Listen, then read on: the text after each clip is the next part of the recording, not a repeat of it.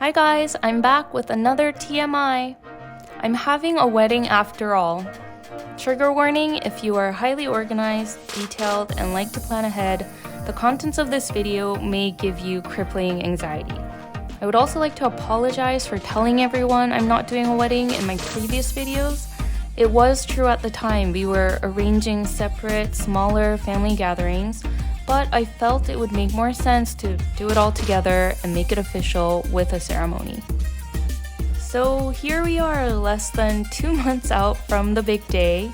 As you know, Lewis is in Canada, so I will be doing all of the footwork in terms of picking out a venue, flower arrangements, hair and makeup, photography, and all the other things. I will also like to add that the rest of my family are highly organized and have a hard time dealing with uncertain situations, meaning they are highly stressed right now. So I have to get my shit together and deliver the best wedding ever. Or just all wedding would be great too right now. So in Korea, and I'm sure in other countries too, most couples plan their wedding at least a year in advance. And brides pick out their dresses, book hair and makeup months and months in advance. But I must say, pressure situations are where I thrive, so we're going to get this done and have so much fun doing it. First things first, we need a venue. We're still going to keep it small and intimate with family members only. Most wedding halls are very crowded and rushed for time, so I wanted to find a place that was quieter and private. After looking around a bit, we settled for a small wedding hall at the Park Hyatt in Seoul. The hotel's interior is minimal, but still classy with that 5-star atmosphere. The hall we are renting fits up to 70 people, and we will have the place to ourselves for 4 hours. Miraculously, there was an opening on a Saturday afternoon, so we booked it.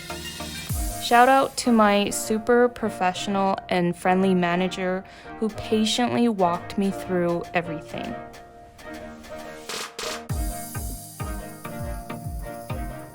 Next up is the dress. As you know, I got a couple of cheaper dresses to take on our honeymoon and take pictures outdoors. The mini dress I got reformed had some issues. Because we made it considerably smaller, the folds of the skirt weren't right. I was pretty upset, but thankfully she offered to fix it and have it ready next week.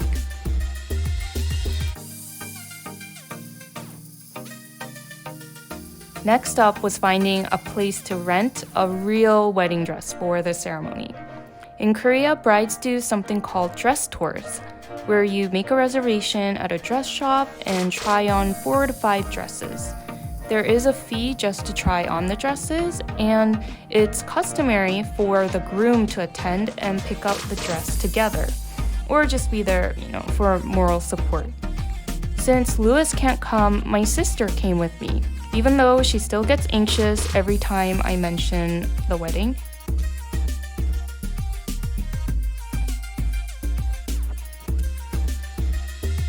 We went to a shop called the House of Amy. During the visit, the goal is to find out what style of wedding dress you like. I tried on 4 dresses, and these shops normally don't allow photos to prevent counterfeiting, so my sister took some surprisingly good sketches for me.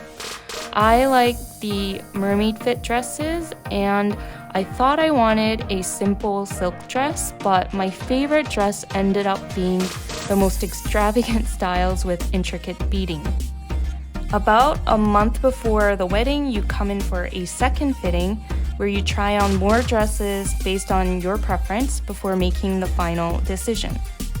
The whole process was so much fun, and I can't wait to pick out my dress. Thank you for coming along on my hectic journey to get married. I will be back with loads of wedding prep TMIs. Bye!